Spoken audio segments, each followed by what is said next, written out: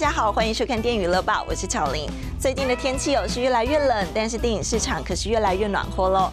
今天呢要介绍的新片是有烧脑神作称号的《东方快车谋杀案》，是由英国推理女王阿加莎·克里斯蒂的代表作，再次呢是被翻拍登上大荧幕。剧情是描述一辆由伊斯坦堡开往欧洲的列车上，车厢里是夹杂了背景截然不同的乘客。但是呢，他们全部都卷入了一起谋杀案，而火车在大雪纷飞下没有办法行驶，车厢里面有一位大亨遭刺身亡，但是没有凶手逃出了脚印，到底谁会是凶手呢？本片是集结了超华丽的演员卡司，而紧张刺激的心理攻防就等着大家一起来挖掘真相吧。A passenger was murdered, and every one of you is a suspect. Agatha Christie knows how to tell a story with compelling, page-turning intensity. She was this insane icon that obviously most people know about. Her books are timeless. She writes so beautifully, and no matter how much attention you pay to all the clues, there's always some huge reveal. The real killer is right here, one of you people. She's always one step ahead of you. You think you know who did it. But 10 times out of 10, you get it wrong. Something this smart, something this epic, something that almost harkens back to the golden age of Hollywood cinema is really exciting. If ever a movie demanded being seen on a large screen, it's Murder on the Orient Express. Murder on the Orient Express. I play Pilar Estravados, who is a very introverted woman that has a big secret, that has a very strong trauma from the past, and she's trying to deal with that the best way she can. Is an Austrian professor of engineering, and he's on the train going to Turin to give a paper to a convention about the military uses of bakelite. Now, keep in mind, this is 1934. Gerhardt has very strong opinions about race, about people shouldn't mix, and he's not the most pleasant person, I would say. Okay. Probably one of the least socially adept of the group on the train. I play Count Jenny, a very violent man and a lot going on inside of him. And he found love of his life, his wife, beautiful wife. I play the Countess Andreni, who is an ex-ballet dancer and has now become decidedly nocturnal. Right. So is a character very much shrouded in mystery and likes to keep it that way. I play Hector McQueen, who's Johnny Depp's assistant. Right. He's Ratchet's assistant. No, he's Johnny Depp's assistant. And I took it, I'm a method actor, and so I started getting coffees for Johnny and doing things, you know, that he asked for. Yeah, rolling cigarettes, things like that. I took the part very seriously. Yeah. All part of the preparation research. All part of the preparation research. So that I would like to move on to my co-stars now. I feel like I've answered enough. I'm Daisy Ridley. I play Mary Debenham. Mary Debenham has wonderfully a relationship previously in the film with a particular other character, but also a really wonderful relationship with Poirot in the story. She knows of him. She has a sort of affinity to the way he's solving a puzzle, and the whole thing is sort of a puzzle to her. Okay. So that's awesome. Leslie? I play Dr. Arbuthnot, Colonel Arbuthnot. Yeah. He's a veteran, he's a doctor. He's a Brit as well, right? He's a Brit? Yeah. Fantastic British accent. It really is really excellent work. Oh, yeah. You? Was that Helen? That was Helen. Helen is a fantastic dialect Our dialect coach, yeah. Right. And he is a man you can trust. He's a man who saves lives, and yeah, it's definitely not the killer, I can tell you that. Ladies and gentlemen, allow me to, it appears that our bad luck has worsened. That is... A passenger has died on the train. He was murdered. Good God. Murder here? Alas, madame. God rest his soul. As we are snowbound, I have elected to take the case and find for my friend Monsieur Book the criminal. And why you? My name is Hercule Poirot, and I am probably the greatest detective in the world. I will speak to all of you in time. For the moment, I must recommend that you remain in your compartments with the doors locked. I feel like a prisoner here. It is for your own safety. If there was a murder, then there was a murderer. The murderer is with us, on the train, now. I had seen it, and I had read it when I was very, very young. Okay. And then Kenneth didn't want us to read it again or to watch the other movie again. He wanted us to go fresh. You know, I think the classic thing, and often actors say it, but I think it's worth saying again, maybe. When you work on a character, you've got to take their side, you know, in order to understand, you know, the complexity of who they are, and you've got to give them their day in court. You have to develop the part that's not seen so much in order to balance the part that is seen. So I think just to have a real character there, have a real human there. You know, some movies need that more than others. Some movies are character-driven, some are not. In this case, because things are not what they seem to be, it's important to, I don't know, you're playing double character. I didn't. No, I read the script, and I for whatever reason, I had seen Murder on the Orient Express years before, but I had forgotten about it, and I hadn't read the book until I got the job. And so when I read it, I genuinely was shocked. I was genuinely shocked. And that's the brilliance of Agatha Christie. You always think you're ahead, and then you realize after you're completely behind. I didn't know the story either. You didn't? I hadn't seen the film and hadn't read the book. And I've seen a lot of Agatha Christie stuff, so I then thought, oh, I wonder why I haven't seen this particular one. But I read the script and was gobsmacked, and then read the book, and it was really nice sort of doing it that way round, because I saw the thing we were going to do first, and then obviously its beginnings, but also could see the changes that had been made and was able to appreciate them in those terms. Yeah. Like, I think Mary is warmer in the film than in the book. Right. Yeah, it was awesome. Yeah, that was my way too. Script. Then I watched the film. I watched the 70s film, and then I read the book. Classically, if your character is perceived as a negative character, you want to develop the positive part, and vice versa. If he's positive, you want to find the flaws or the things that get kind of glossed over in your estimation of the guy. So I think it's natural that you have to like the characters. Or maybe not even like, but be interested in them, be engaged, and really, you know, find that place where you really believe if your life was different, you could be that person. Yeah.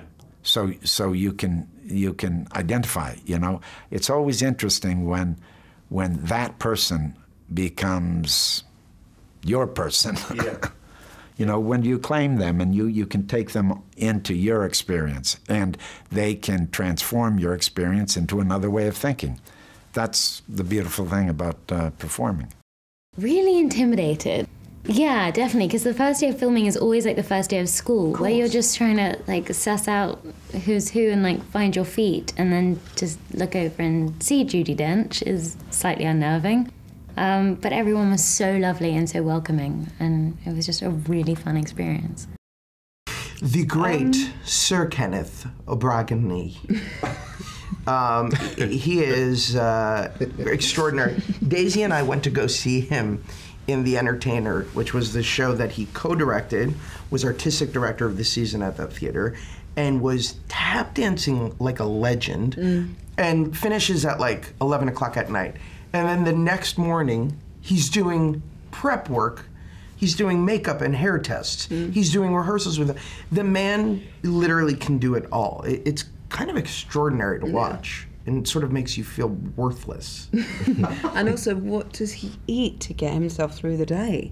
Like hours and hours. It was little orange slices. Orange slices all day. And live. No, but also he does eat every 90 minutes. Yeah, he does. Because there has to be a regiment to getting through that much work It's in a him day. and The Rock. It's him and Dwayne Johnson. Do you reckon they take diet tips from each other? I'm positive, because they have the same Similar body. size. Yeah, they have the same body type. I know your moustache. From the papers. You're the detective, Hercules Poirot? Hercule Poirot, I do not slay the lions, mademoiselle. Mary Debenham, monsieur. I'll forget a name, but never a face. Not yours, anyway. You come from Baghdad? It's true. No detail escapes his notice. Your ticket? I might also ask you if you enjoyed your time there as a governess. The chalk on your sleeve and the geography primer. A governess or a cartographer? I made my gamble. I always begin them with geography and monster them till they have the world down cold. They may get lost in life, but I'll be damned if they don't know where they are. Yeah, working with him, because I think he's not only a great actor, he's a great director too. It's always interesting to work with a director that is an actor, because the communication is different. They have experienced all the same feelings that you go through. So sometimes you don't even need to talk. He will look at you and he knows what you're going through. And also the idea of working with all this incredible cast. I admire every single one of them. And they are great people. Hi, camera mark!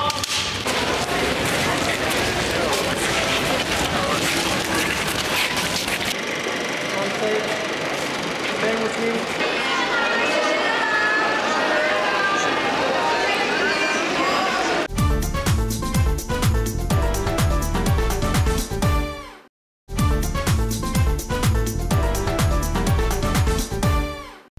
欢迎继续回到电影娱乐报。喜欢看推理小说的人一定对东方快车谋杀案不陌生。时隔40年再度被翻拍，也让参与的演员们全部都兴奋不已。而为了重现当年火车上复古华丽的元素，所有的场景包含道具、戏服都相当的考究，就连列车呢也都打造了相当的逼真细致，就像是走进时光隧道一样。而这次呢，要将古典的传奇故事重新演绎，也让大家都相当的期待。精彩幕后花絮，我们就一起来欣赏吧。A passenger has died. He was murdered. If ever a movie demanded being seen on a large screen with a full audience, it's Murder on the Orient Express. We wanted to bring the full experience to the audience, so I shot on film. It essentially means it looks sharper, richer, more colorful, and it feels like you're inside it. Penelope, Derek, Judy, Daisy, Leslie, Michelle, Johnny. You would look around and you'd be like, this is crazy. It's a world filled with detail and luxury. Every single set I walk onto, I just go, oh my God. It's a total dream. Everything feels real. Everything is practical. When you step on that set, it's time travel. You completely suspend belief. The train moved and everything went past. The detail and craftsmanship that has gone into all of it is completely breathtaking. The costumes are extraordinary and so authentic, just beautiful. There is a murderer among us. It's such an adrenaline trip.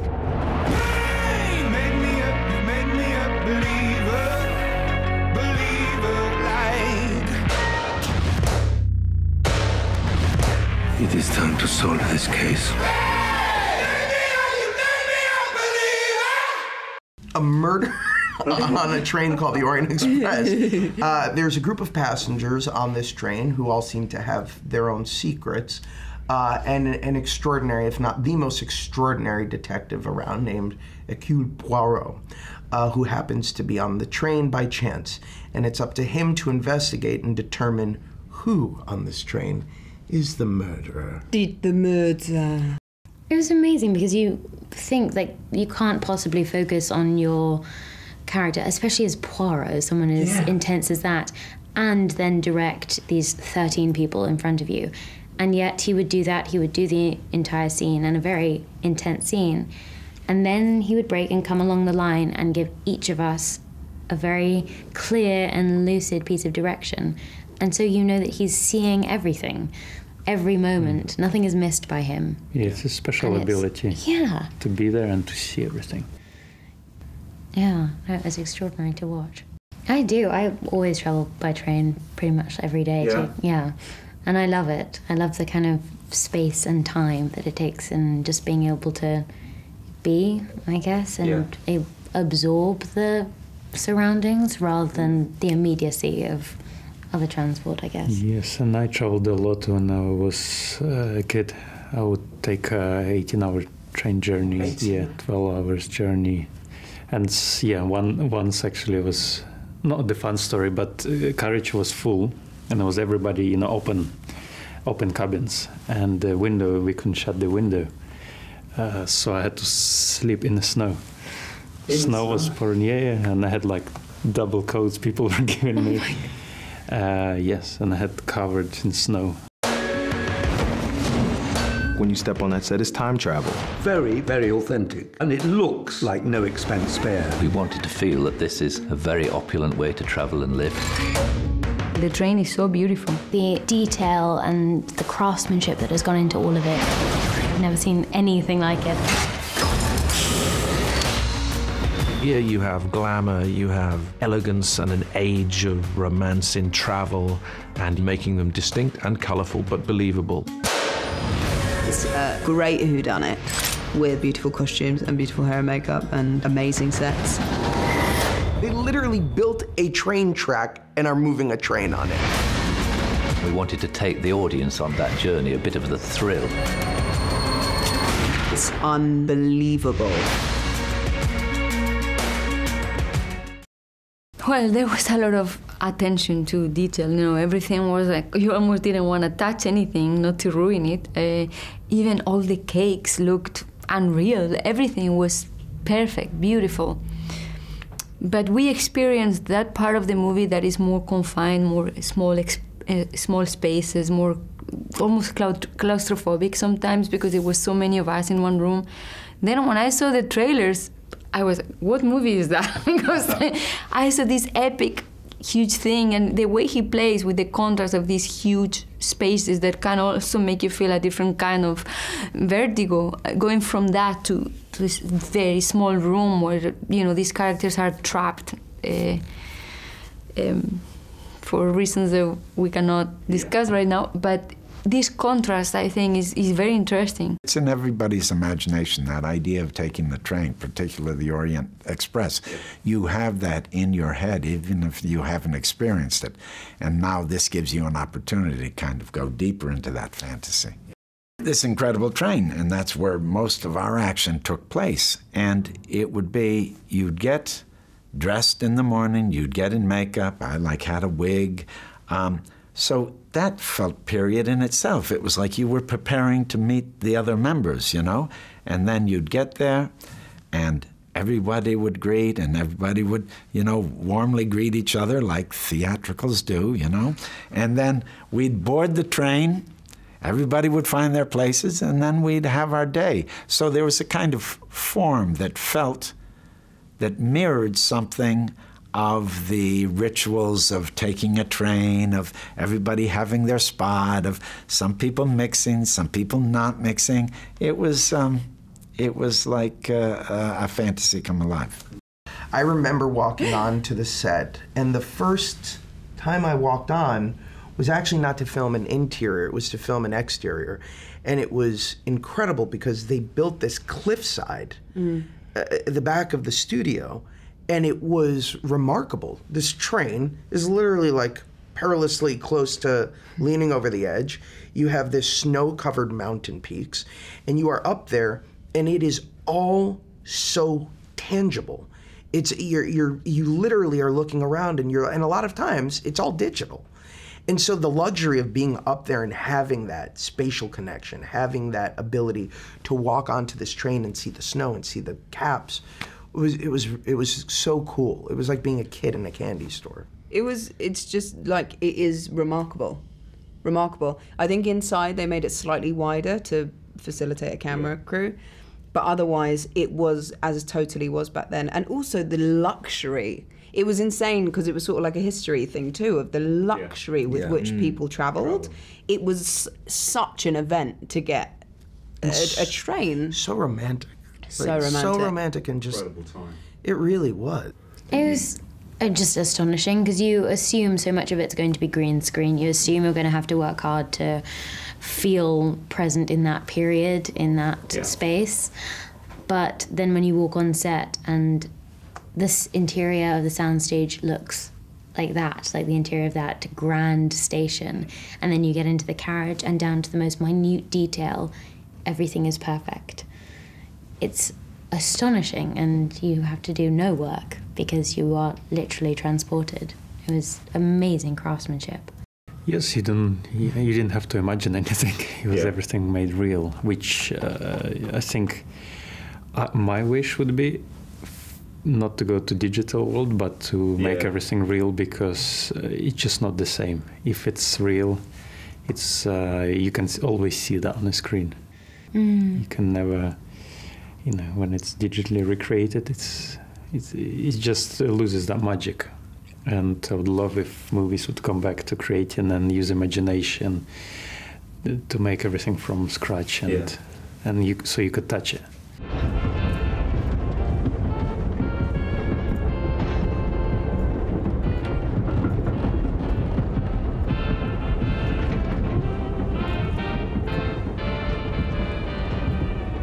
Well, hello.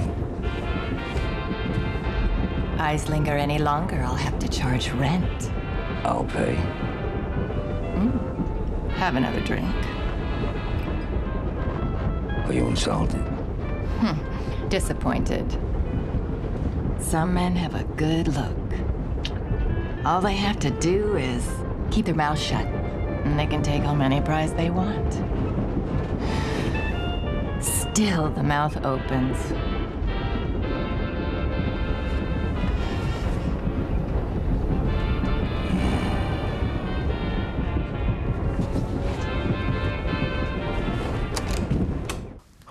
Oh, I think they know kind of the whodunit part, but this is a new imagining of it, so it's the how'd they do it part. For example, I think people like puzzles. They like psychological puzzles. And also this character of Poirot is a very interesting character, particularly in this version, him being obsessed with kind of an order, a kind of natural order, and a kind of rightness. When you look at television, it's filled with police procedurals and all these kind of puzzles. Well, this has that and more, because it's also got that huge, 65 millimeter, grand canvas. So, and characters that are really kind of punched up and broad, and it's, I think, it's been 40 years since the last Murder on the Orient Express, so I think it's okay to return to it. I think, as you said, some people don't even, know the original, so I think it was worth doing, and doing with a different spin.